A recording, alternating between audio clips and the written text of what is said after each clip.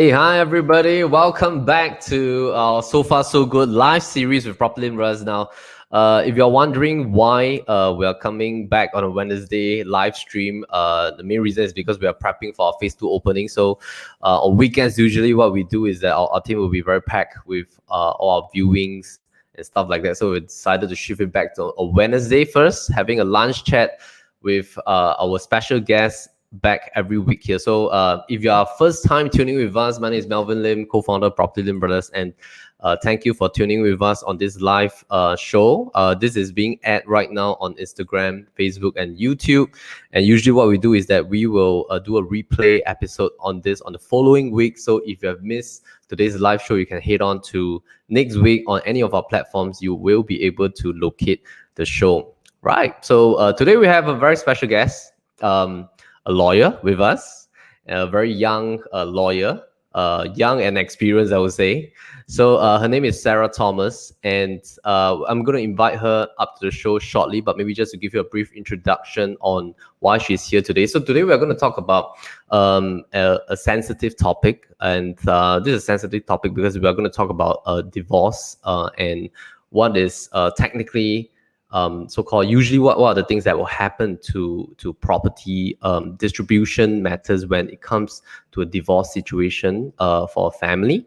So we think that is a topic that sometimes along our past 14 years we have so-called come across families that were unfortunately in such situations. So I think for those of you out there who wants to find a little bit more technical details and want to understand on a broad basis, like what are some of the things that you need to consider when there's such a situation that happens to family. So Sarah has been an expert that specializes in family matters.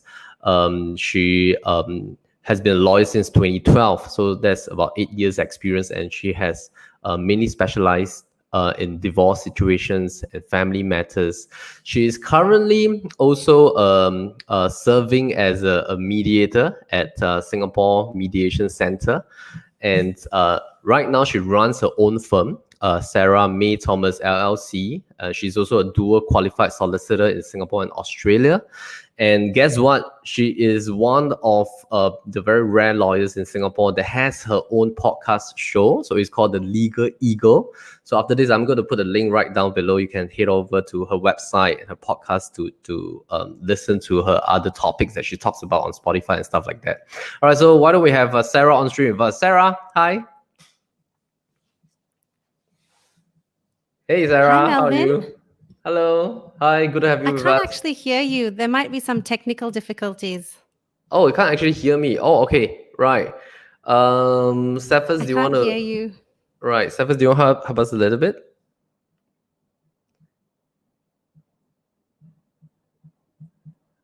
Let me just see. Yeah, so we're going to bring Sarah back up in a short while. So yeah, we're going to help her to log out and log in and then come back in and then see what happens. All right, so meantime, while our back-end crew is helping Sarah to come back on stream with her mic, maybe just to share with you guys, like usually where will our show be at? So our show will be at on Spotify and Apple Podcasts. So if you have not subscribed to those two channels, please head over to Spotify, or you can just download the podcast app if you're having an iPhone.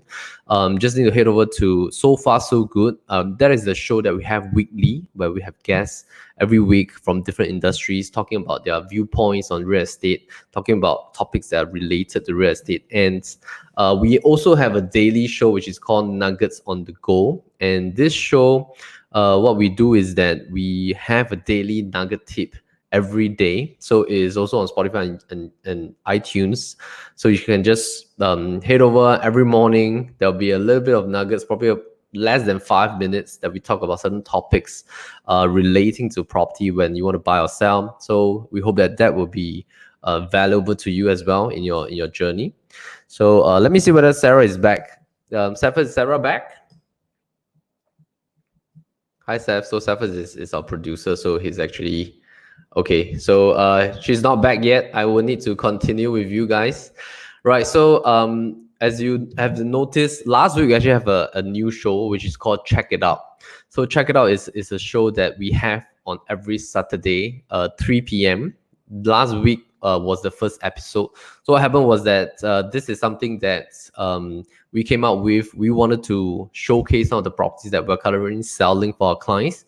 So our listings manager will actually come on stream as well, together with myself, and then we will showcase between 4 to 6 properties, and we'll walk you through the video home tour. We'll walk you through the floor plan, the virtual tour, and then you can also come on live with us to ask any questions that you would like to have. So every week there will be a theme.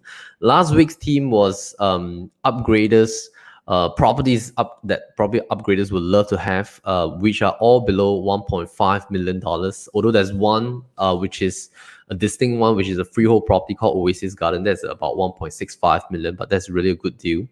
And this Saturday is going to be interesting because we're going to talk about 5 to 6 landed properties that might be interesting to you if you're hunting for a landed home. So if you have missed one of the episodes that we had with our one of the architect called Bobby from B&E Group, we actually chatted about the trend of landed property. That was I think about 4 weeks back on So Far So Good. We talked a lot of in-depth stuff about whether should you rebuild or should you do A&A and stuff like that. And that particular episode, I think will be very interesting if you're looking for a landed home. We also talk about the price trends, like how prices has shifted over the past 30 years. And I still remember I have some clients that told me in the past when they bought their detached home in like D15 in probably about, I think, 40 years ago, and that was only like 120,000 or something. And then right now is worth like 10 million. So it's like the amount of fold that it move is really significant. Of course, we have passed that. A lot of people say that we have passed that stage whereby we probably can't see the surge right now, whereby properties can increase like 10 times since the days that before Singapore became a developed country. So, but I think there are certain properties that if you were to hold it, definitely there's a long range potential looking at probably how things are going. And all right, I think Sarah is probably still having a bit of technical difficulties. We'll try to have her on with us. So actually, we have a range of questions that we're preparing. We're very prepared to ask her. So just that she can't hear me at the moment. So Safa is still trying to sort it out with her. Let me just see what we can do.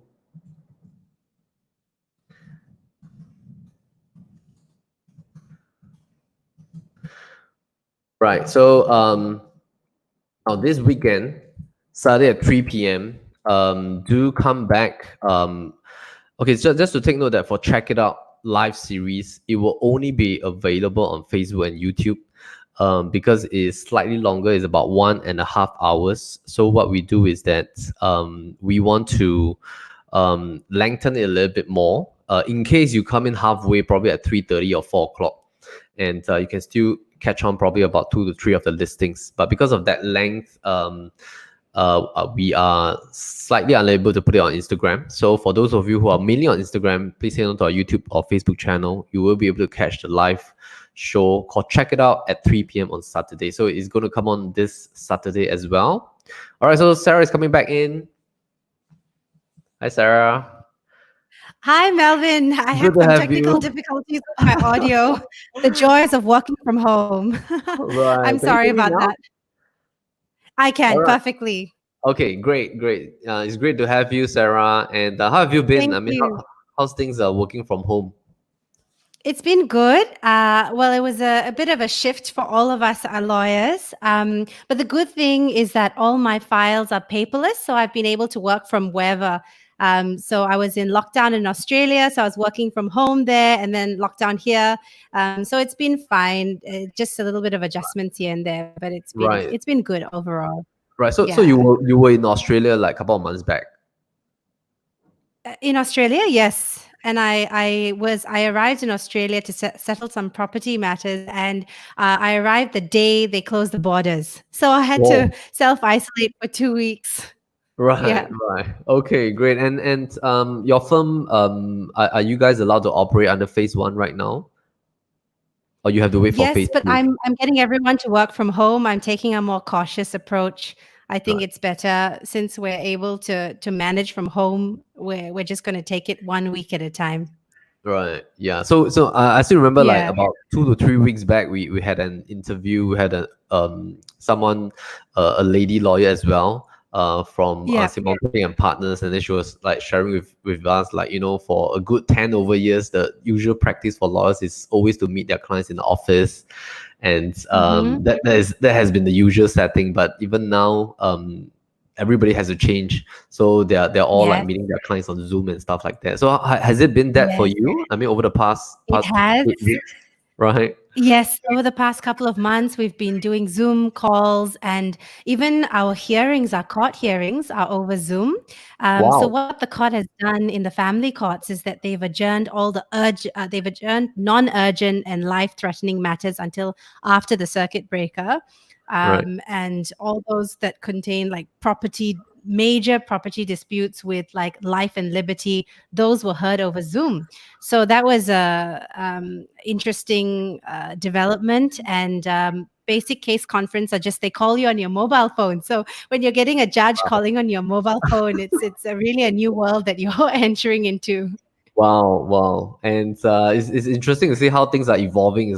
It's like overnight, everybody has to adopt this digital platforms like instantly. I mean, even for like government servants and stuff like that. So we are very, very, very happy that you are with us today, because we understand based on your background, you specialize in a certain field, which I think in the broad term of the legal aspect is called family matters, right?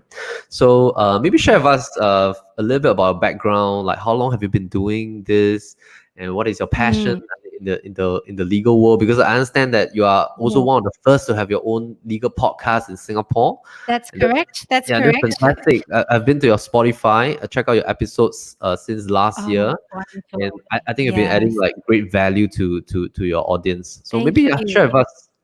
Yeah, so I just a little bit about me. I qualified to practice in Australia, in Melbourne, because I spent a good 15 years there. I did my high school there, university, I qualified in mainly civil litigation. So I was involved in fighting for the rights of workers who are hurt, so compensation for them.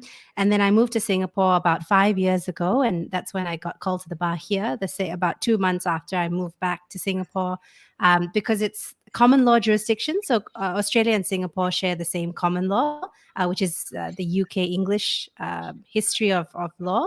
So it's very similar in terms of its principles and all of that. So when I moved here, I got into family law, which I now see as a calling. So when we say family law, it's like an umbrella term for divorce. So that's the bread and butter work that I do: divorce, separation of families. We do adoption. We do mental capacity matters. So if someone loses their mind and they need to appear in divorce proceedings, those kind of things, wills, probate. I also do like children's justice, juvenile justice for children. Crimes that are committed underage, all under the purview of the family court and the youth court. So that's in terms of the work that I do. I am also, like you, an avid podcaster. So I have The Legal Eagle, which, as you mentioned, I started last year. So I just interview people from all around the world. So it's a fun journey. And yes, I believe I am the first legal podcast to be hosted by a lawyer in Singapore. So it's very fun. It's a new adventure for me, and that's a little bit about myself. Right, that's great. And I think this trend is across all industries. I mean, coming out to add value, which is giving like free content, which is what you're doing right now with your podcast. And I think it's great because it's such a great platform that you can also meet with different people like yourself. Absolutely. Yeah, and then we can learn so many different things from a wide range of topics. So today we want to talk specifically about property distribution matters whenever it comes to a divorce situation, a family. So definitely you are the expert that I think a lot of our listeners want to hear on. So maybe just to start on, like, why do you decide to specialize in family matters, like since a couple of years ago? Yeah, so I initially resisted family law like the plague. Because being a Christian, I was very anti-divorce, and I was like, why would I get involved in family law? But what happened was I was doing civil litigation, as I mentioned, and when I moved to Singapore, I was also doing that. And a partner approached me and said, Sarah-Mae, I think you have empathy, and in family law, you need empathy because yes, you might be dividing properties and you might be talking about wealth and all of that, but you're dealing with a family that has broken down. You're dealing with real life and emotions and history and children and grandparents and the whole family unit. And so that's when she said, why don't you do both? Try civil litigation and try family law. And that's when I started family law, and I realized that this was quickly becoming an area of law that I started becoming passionate about because you have to have empathy, as I said, and you're dealing with showing light in very dark places. So people Right. I think their statistics done, divorce is one of the second most traumatic things that can happen to a person in their life, aside from death and loss. So that's how I got started in family law, actually. Right. And Yeah. there's no looking back. Right. And I like the fact that you say that this being specialized in this field really need a lot of empathy, and you're dealing with like the family having the ripple effect affecting the children, the grandparents, and stuff like that. Sorry, you can't hear it again? Can you hear us? You can't hear us. All right. Stephens, we need your help.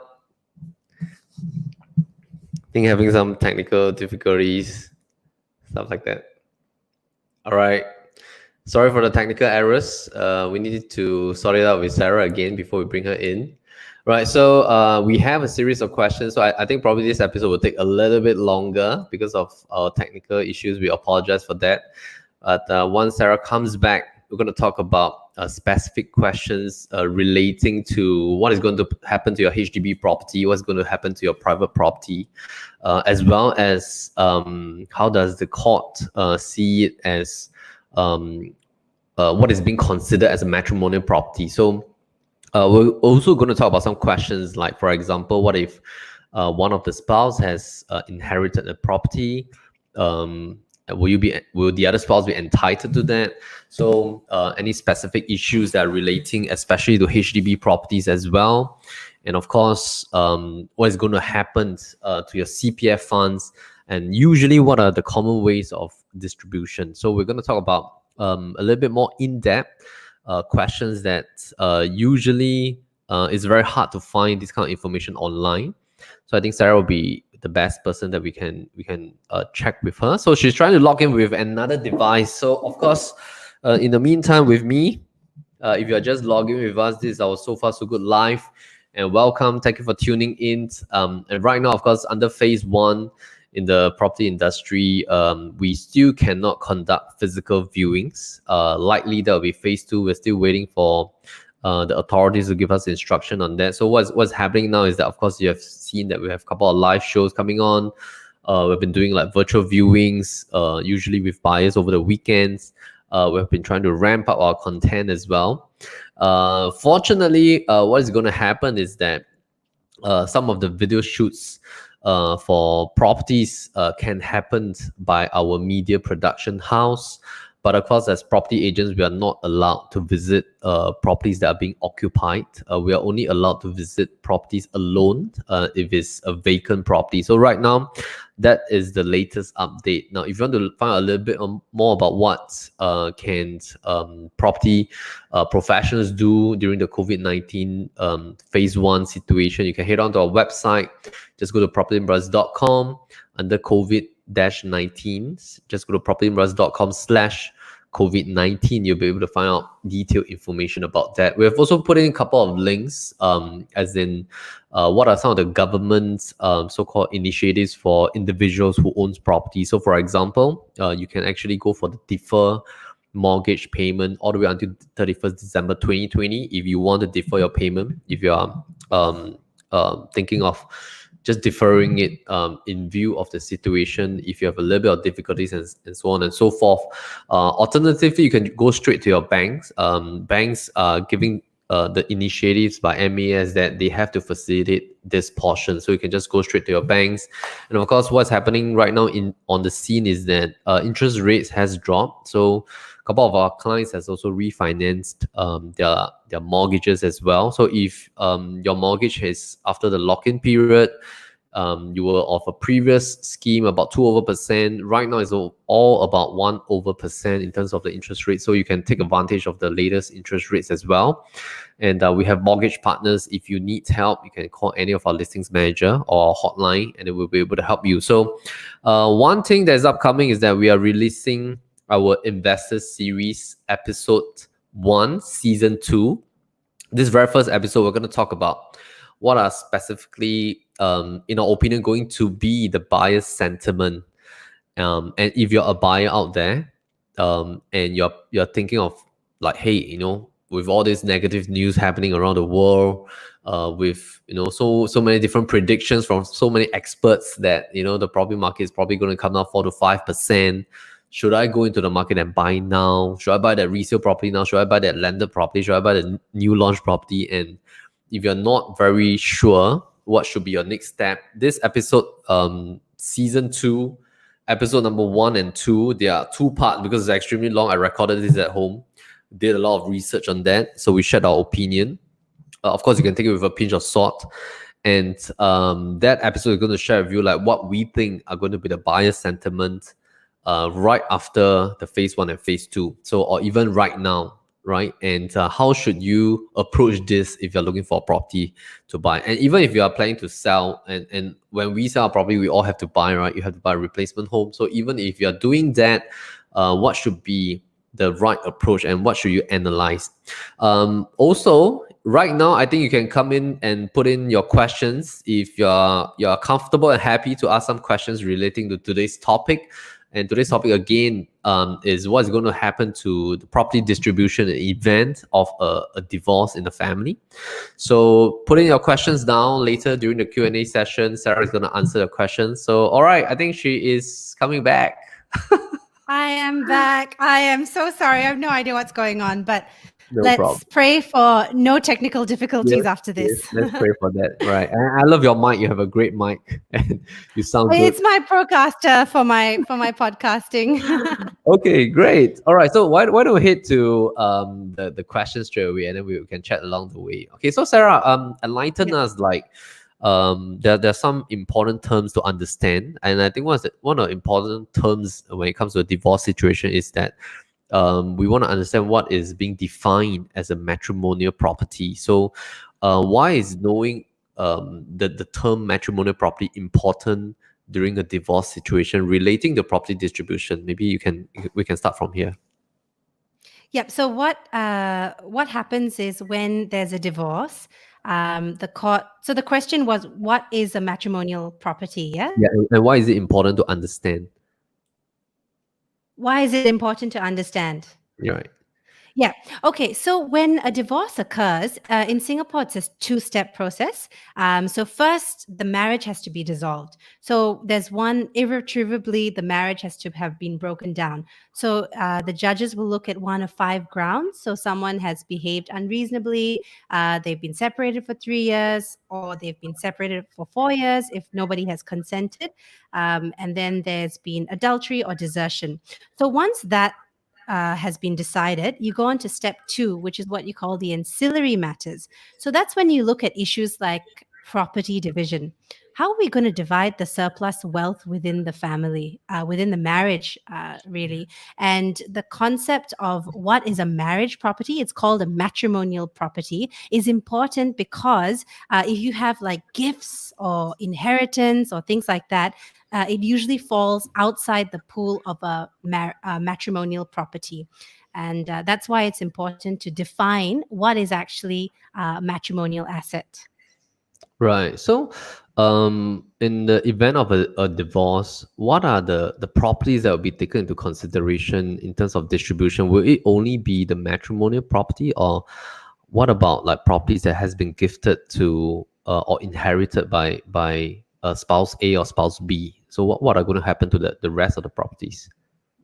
Yeah. So what happens is at the dissolution of the marriage, when the marriage has dissolved, usually we use that as a point, the cutoff point for all the properties from day 1 of the marriage until the last day of the marriage. Yeah. So we pool in all the assets, and that includes the matrimonial home, your bank accounts, cars, any asset. So insurance, trusts, bonds, all of those things. If there has been a property that's been inherited, so for example, let's use the example, Mr. A has inherited this landed property or HDB flat from his grandfather, for example, and he gifts it to his wife. Yeah, so it's an interspousal gift. If he hasn't really, I think usually the question of a gift is important because there are 2 concepts. One concept is when there's been exertion of effort. Have I spent effort in improving on this inheritance property, whether it's a property or money used towards a property? Have I exerted effort? Now, if there's been an exertion of effort on my part, then of course, that should fall within the pool of assets. But if there's no if it's a pure interspousal gift, then usually it won't, from a third party, then it usually won't fall in the pool. But there are arguments to be made on either side. So this is where lawyers come in and we make submissions on why it should be in the pool, why it should be outside the pool. So Right. that's important with gifts and inheritance. Right. So, but what you're saying is that from the point of resolution up to the last day of the marriage, technically all the assets that are being owned by both parties will be counted as the pool for consideration, Yes. right? Right. Okay. And maybe we can come from a more specific situation. So, for example, let's say if a couple, they have maybe we talk about HDB properties first. So let's say they have a HDB property, and they're going through their interim judgment and then waiting for their final judgment and stuff like that. So usually, when do they need to sell their property, and is there a time period that let's say after they have received their final judgment, the court order, like what is the time frame to sell? Yep. So usually HDB will only act after final judgment until after they get the final judgment, and that's when HDB gets involved. It can even be a situation where there's been because you have so many permutations of how you can transfer the property, right? So, for example, the court might order husband transfer the HDB flat to wife with no refunds to himself, or with partial refunds, or they sell it in the open market and then divide the proceeds 50-50. Whatever the decision of the court is, it usually happens after final judgment. Then that's when you start the ball rolling with HDB. Right. Yeah. So there are different forms of permutations, as in how the judge wants to divide the way that the property is being shared, right? So correct. What about if just like you mentioned about like sometimes they might order spouse A to spouse B with no refunds and stuff like that. What about like if it's like a normal situation where it is like a 50-50 kind of division once the property is being sold? Because we understand that there are usually a few ways to do it. Sometimes it is like we take the sale price, we less off all CPF contributions first before the division at 50-50. But sometimes it's we take the sale price, we divide 50-50, and individually you guys go and return back to your CPF refund. So there's a clear distinction of the sequencing, right? Because it affects the cash proceeds at the end of the day. So usually what are the common so-called distribution methods, or it really depends on case by case basis? Yeah, so I'm going to give you a standard lawyer answer. It's fact specific. It really depends on the facts of the case. But what normally happens, say if there's like a sale of a HDB flat, right? What normally happens is you take your sale price, your whatever market value it is, and then you minus off the mortgage, the whatever outstanding mortgage, and then the costs of, the conveyancing costs and all of that. And then you divide the net sales proceeds. You can have you return your CPF from those sale proceeds. Parties return it back. I mean, to their own. Yeah. Right. Yeah. Right. And so when it comes to like HDB properties, right, what happens if, let's say, for example, there is let's say spouse A has another private property under their own name, and spouse B also has another private property under their own name. And so, for example, let's say this family has 3 properties, and HDB is co-owned, but each of them went ahead to purchase another private properties under their own name each, probably during the process of trying to build their property portfolio. So will all these 3 properties be all counted into the pool as well for consideration? Yes. If it was acquired, anything acquired during the course of the marriage is a matrimonial asset. Right. So as long as it's being acquired. Yeah. So as long as it's acquired during the course of the marriage, it forms within the pool. Now, what happens with division is usually in long marriages, the court would look at 2 concepts. One is direct financial contribution, and one is indirect contribution. So when I say the court, I also want to put a disclaimer that a lot of divorces actually happen outside the court. So if parties decide, okay, I've bought this landed property here, you've bought this landed property here, parties to keep their own properties in their own name, that also happens. And then the HDB flat can be divided according to what they feel is just and fair. If they can't decide and agree on anything, that's when you go to court, and that's when this arithmetic exercise, if you call it, of dividing the different assets according to the percentage will happen. Right. So usually how many percentage of divorce cases in Singapore are settled out of court based on your knowledge? More than 50%. More than 50%, right? So it's More basically than 50. right. It's basically mediated on a private basis with the lawyers and stuff. Well, when I say out of court, so a lot of divorces happen get settled at mediation stage. I think the statistics are like 50% plus plus. In Mm, terms of not even going to the door of the court, I don't really know the statistics, but it mm. is. I mean, there are a lot of divorces that are settled outside the door of court. So what parties will do is they mediate between themselves. Sometimes they involve lawyers. They don't have to, but sometimes they do. And they just do a fast track divorce proceeding, which includes all the financial arrangements and how they're going to divide the surplus wealth in the family. And that's the fastest way you can go about a divorce. Right. Yeah. So, Sarah, in recent years, because of the introduction of additional buyer stamp duty and stuff, and property has been a huge thing for Singaporeans always. I mean, I think because everybody knows that, by investing in property assets, Singapore is stable and stuff like that. So, um, with all the ABS that's in place, of course, there's a wide so-called term that is being practiced right now. Is like a lot of families, they like to practice decoupling of their property. So when they do decoupling, they will usually start to acquire properties under one name each. And the very so-called popular practice right now is that husband will own one property fully under their name, wife will own one property fully under their name, or if they were to have a joint property, they will decouple one name out, and then the husband or the wife can then proceed to acquire another property. So Yeah. in that family household, they can then have two properties. So it's been widely practiced for over the past years, ever since ABSD came into play. And what is the have you been receiving questions like from your maybe your clients or your friends, like is decoupling advisable? Does it play a role when a divorce, an unfortunate event like divorce happens? Or based on what you have just shared just now, whether decouple or no decouple, they're all counted as the pool of assets that will be considered. So what is your advice?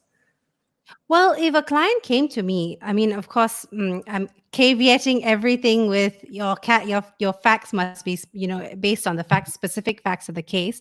But really, if one party was getting the better end of the stick, I would say don't, because if one property is 3 million and the other one is 300,000, then and usually it's the wife that is the losing party. So why would you do that if it's not fair? If it's fair and it's an equal distribution, because the courts are really all about just and equitable for both parties. So if it makes sense for the parties, if it's fair, and if it before the eyes of the court, if it's fair, then it really is, it's fine. But it really depends on who's losing out. If someone is losing out, then that's really where the family courts come in and say, no, we have to do what is just and fair in all circumstances. Right. So maybe going into the specifics. So for example, if let's say a couple has decoupled, and then they went on to invest in more properties maybe over the past 5 years, and then unfortunately a divorce situation happens, and let's say maybe I just reverse the role lah. So for example, just spouse A, maybe we don't talk about whether it's the husband or the wife. So let's say spouse A owns a property that is $2 million, and then spouse B owns a property that is like maybe $900,000, and they have been living in property A, which is a $2 million property, and then property B is an investment property, 900,000 being rented out. So when a divorce happens, like how are this being distributed? Does the court look at, okay, because you are the sole owner of property A, which is 2 million, then you can keep this property. Then property B, 900,000 owned by spouse B, will belong to spouse B. Like, or will there be a cross distribution or a fair distribution? Like how is this being sorted out? It's always going to be fair distribution for all cases, unless you come up with a private agreement. So if the parties are fine with a private agreement between themselves. They can basically agree on whatever they want to. But if it goes before the court, if someone owns a property in their own name and it was acquired during the course of the marriage, then it will still fall within the pool. Now, the division goes back to the overarching principle of how do we divide this fairly? Okay, yes, this person A contributed 100% financially towards property A, and person B contributed 100% towards property B. And then they made other investments. But really what the court does is they create a list of assets, it's or a pool of assets, and they look at the what is called the total net worth of the pool. And then they do this exercise of, okay, if person A gets 300,000 less out of their division, then maybe a lump sum payment needs to be made. So that's really the idea of the courts and how they come in, is to, if parties are going to keep their own respective properties, then there still needs to be a payout by way of wife maintenance, or just because husbands can't get maintenance, it's only wives that can get maintenance. But if one party is getting less out of the pool in one property, then it has to be compensated elsewhere.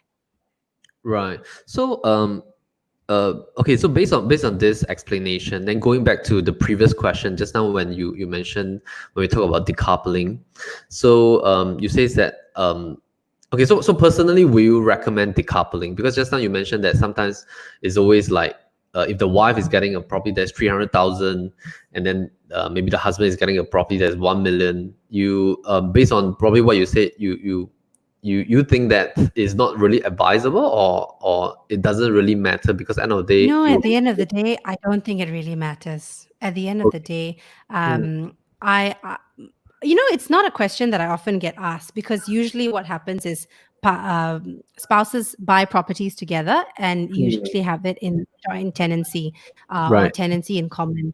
right, And if parties have properties, even if it's their own name, it still gets lumped into the pool. right, So at the end of the day, it doesn't matter how many properties one spouse, if one has 10 properties and the other has nothing, it still gets put in. So right. whether or not you're the sole owner at law, that's when equitable principles come in and you divide it fairly.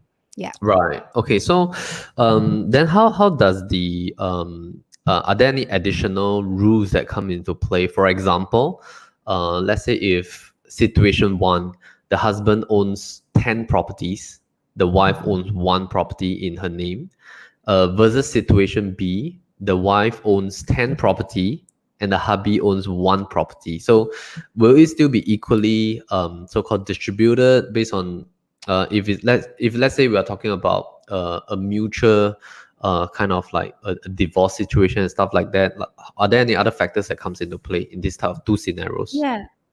So what actually happens is the court, all parties, even lawyers, if it's a mutual agreement, they always use these principles: direct and indirect contributions. That's number one. So actually, there's two large principles. At large, we have two principles. One is the structured approach, and one is the non-structured approach. I think it's called the integrated approach, the broad brush approach. So Right. basically, the structured approach is mainly for dual income families, but not for single income families. So how they do it is, for property A, so we categorize it by properties. Yeah. So property A, wife has contributed 90% of financially of this Right. property, and husband has contributed 10%. Then you Right. have a second layer. So then you come up with the ratios, 10 and 90. And then the second layer of indirect contributions. Who has been the one looking after the children if there are children involved? Has it been mom or has it been dad? If mom Right. has done 90%, or dad has done 90%, then you do what is called an averaging of those two ratios. So Right. that's what you call a structured approach. Not so great for single income households. Single income households where one party is working and the other party is not, you use what is called a broad brush approach. Can we look at the principle broadly? What what has been the contribution financially of the husband and the wife, and what has been the indirect contributions. So that's really what lawyers have regard to. That's really what the court has regard to when we're trying to divide these however many properties. No matter how many are in one person's name, it is still a matrimonial asset. Right, right. Hearing that, I think is really not an easy job when you deal with family matters, because there are so many points of consideration when it comes to every case, right? Every case is different, and Right. I think it doesn't help when parties are hiding assets. I think that's the most tricky part, where parties have asset properties in other countries and they're siphoning out monies and depleting the matrimonial pool. I think that can be very tricky, and that's probably the trickiest part of divorce, when you're tracing, like a private investigator, you're trying to trace where the property went and where the monies went, and in which property it was purchased overseas. So Right. yeah. Right. So, coming back to a one property kind of situation. So, for example, I mean, we sometimes we get this question quite a fair bit. It's like, some clients will ask, like, is there any situation that after my divorce is settled, I can retain my property? Will my ex-spouse allow that? So, in what kind of situations can one party retain the property? Like, yeah, what is your advice? Usually, the party can only retain the property if it's like inheritance. Mm, It's like a pure inheritance, so it shouldn't really be part of it, unless that property was given and then the parties lived in that property. Then it makes it different, or they renovated and improved on the property. And sometimes the court, if it goes to court, the court might feel it's just for that person to retain that particular property, because of all the other surplus wealth being divided in the family. So, for example, if we have a HDB flat, but then other properties involved, and the HDB flat gets transferred solely to one spouse, it's because of the wider context of the marriage. What other mm, properties are involved? What other finances are involved? That's mm. usually the two situations. Right. How about if, let's say, there's only one property? Let's say the husband and wife, they only own one HDB flat. Mhm. Can one party retain the HDB flat by buying over the Yes. CPF? Like, so that's pretty common, right? Yes, it is, where one party just buys over the share, and then they whatever, it's 50% or whether it's 30%, it's whether it's by agreement or by dictation of the court. Yeah, Right. that's pretty common, where they That's pretty buy over the share. right. So, Yeah. and I presume that is also pretty common for private properties as well. I mean, especially when it comes to the singular own state property. Right. So, Yeah. how about, like, are there any special so-called blind spots when it comes to the division of the CPF monies after the properties are being distributed, right? So, are there any blind spots whenever it comes to this kind of situation in terms of the CPF that you have used towards your properties? Blind spots. I can't really think of any blind spots. You mean how people use the CPF monies? Right, like, when is being divided back. Okay, so for example, let's say there's only one property involved, and both parties has used a lot of CPF funds for this property. Well, is it a clear given that, let's say for example, spouse A put in 400,000, spouse B put in 300,000? Is it a given that the CPF funds will definitely be refunded fully after the sale of the property, or actually the judge can overpower it and say that, hey, you're supposed to get back 400,000, but I need you to only take back 200,000 because the rest has to go to the other spouse and stuff. So, Yeah, what that what are happens. That happens. that happens? All right, maybe you want to That elaborate on happens. that. Like, what are the different kind of scenarios? Well, it can be because, there's not enough maintenance for the wife, or there's not enough money for her, in terms of the division of the matrimonial pool of assets. If the Mm, judge feels that it is just and equitable for the husband to take back less because of, for whatever reason they have decided, then that's possible as well. that he can even transfer, like there can be a within CPF, the husband can transfer 100K or whatever K to the wife, and vice versa. Yeah, that's pretty common. Right. Okay. Great. Right. So, if you have just tuned in with us, I'm with Sarah-Mae, and Sarah-Mae is a practicing lawyer specializing in family matters. She runs her own firm at Sarah-Mae Thomas LLC, and also her own podcast at the Legal Eagle. If you have any questions, we still have a couple of minutes later with Sarah, where we will answer any Q&A that you have. So if you are seeing us from YouTube or Instagram or Facebook, do key in your questions in the comment section down below, and Sarah will be happy to answer. Right. So meantime, Sarah, maybe just share with us a little bit about the other aspects of family matters and legal advice that you provide for your clients, like other than divorce. What other just now you mentioned about adoption, you mentioned about several Yeah. other services, Mental right? Yeah, sure. So I do mental capacity matters as well. So as I said, if someone loses their mental faculties, and they need to get a sponsor, a deputy, I do that kind of work. Mm, I also do anything related to the family, really. So adoption, children's juvenile issues. And I also do, the standard wills, probate. If someone dies without a will, I do probate matters. I do letters of administration. So letters of administration if someone dies without a will, and probate with a will. And yeah, and of course my civil litigation, which is my personal injury and motor accidents. If you've run a red light and you need me to write to the Attorney General's chambers and do a mitigation, that's kind of the work that I do as well. right, right. So, like over the years, usually per year, on average, how many like family matters cases do you handle per year? Maybe not by your team, but maybe by yourself singularly. How many cases do you handle? It's hard to say. It's hard to say, because one year can be so different from the next, and it's not so much quantity, Mm, rather than some of the cases can go on for 2.5, 3 years, because you're fighting, you're tracing assets, and some cases can go on for like 2 months. So it really depends from year to year. right, right. Yeah, And there are like so but many overlapping cases and stuff.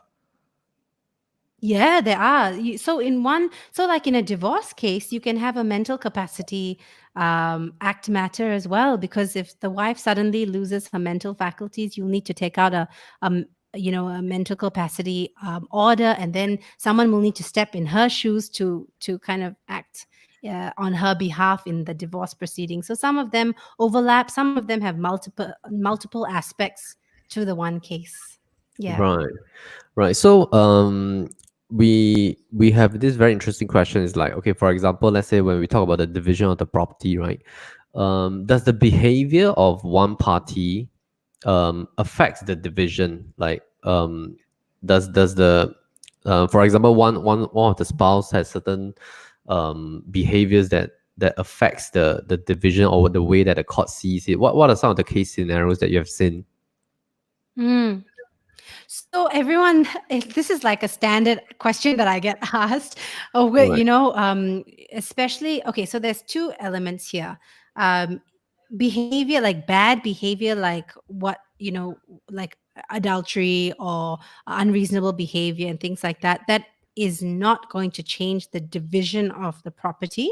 Some people are worried that it will, but bad behavior that will be penalized in the division of property are things like dissipation of funds. So if you're willfully and recklessly watering down the pool of assets, hiding, transferring 300K to your girlfriend, spouse, I mean, not spouse, your girlfriend, your friend overseas, and then buying properties there, that's, of course, you're running it down so that your spouse can't have a fair division.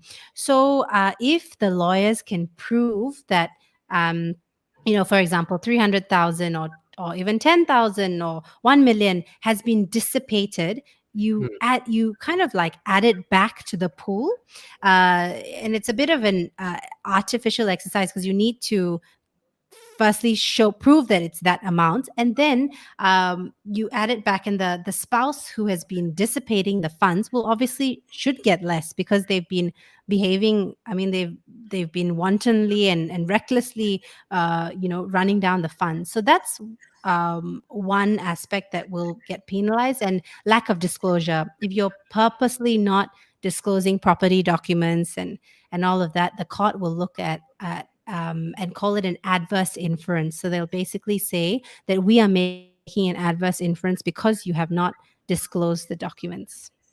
Right.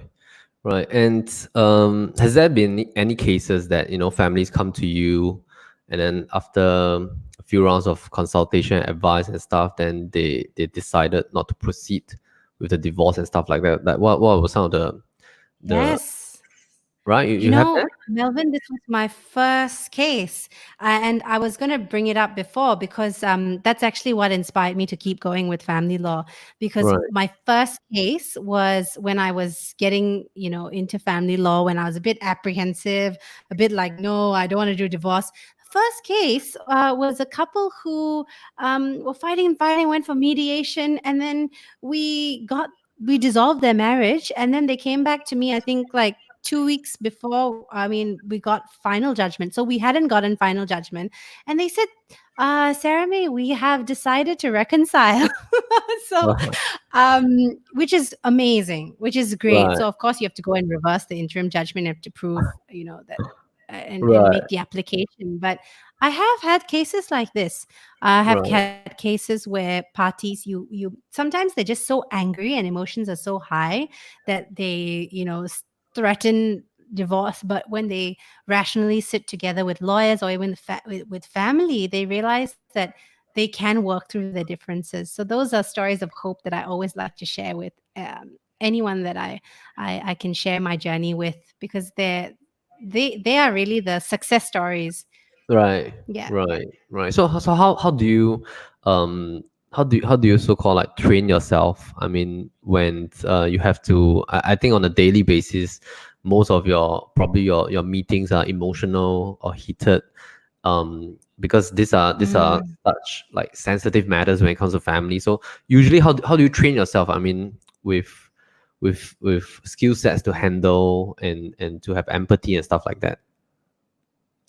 You have to have empathy, but at the end of the day, what family lawyers, we are all trying to master this skill, not to take on the emotional burden of the family. We're here to be problem solvers and to help you to navigate, but we are not here to be your dumping ground of all your baggage and emotions. So, family lawyers really have to learn to segregate the two in order to lead healthy lives, because otherwise it just weighs you down. I guess it's the same with doctors and counselors, because we are like their confidant, their counselor. Sometimes they can talk to you for hours.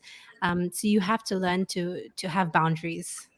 Right, Yeah. right. Yeah, I guess it's not easy as well, and it really takes a lot of professionalism to conduct your sessions and stuff like that.